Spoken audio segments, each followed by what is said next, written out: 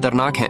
इधर संकट की घड़ी में मास की पत्नी को उसके पहले इस्तेमाल किए हुए जीपीएस की जानकारी मिलती है। भले ही अब उनके पास कोऑर्डिनेट्स थे, लेकिन लगभग जीरो विजिबिलिटी में चाहे हेलीकॉप्टर जान जोखिम में डालकर बार बार नीचे उड़ान भरे, फिर भी कुछ नजर नहीं आता।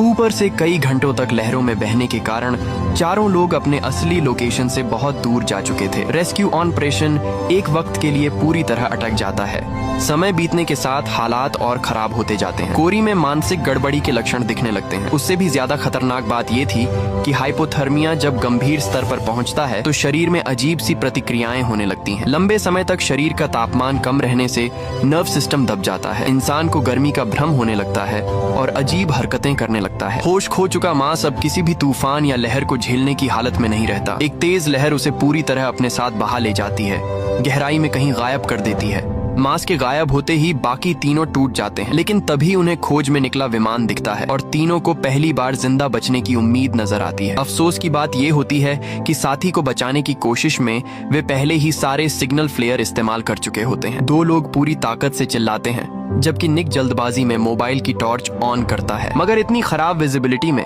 उफनते समुद्र के बीच कुछ इंसानों को ढूंढना बिल्कुल समुद्र में सुई खोजने जैसा था। ऊपर से विमान खुद भी हर पल खतरे में था। काफी देर तलाश के बाद मजबूरन रेस्क्यू टीम को लौटना पड़ता है। जो हल्की सी रोशनी दिखी थी उसे रेस्क्यू टीम बिजली समझ बैठती है। इस तरह तीनों एक और सुनहरे मौके से हाथ धो बैठते हैं। वो रात किसी के लिए भी सोने वाली नहीं थी। परिवार वाले लगातार दुआ कर रहे थे और कोस्ट गार्ड की टीम भी हार नहीं मान रही थी। अगला प्लान था एक बड़े रेस्क्यू हेलीकॉप्टर को भेजना, लेकिन लहरों के लगातार हमलों के बीच कोरी भी समुद्र में कहीं खो जाता है।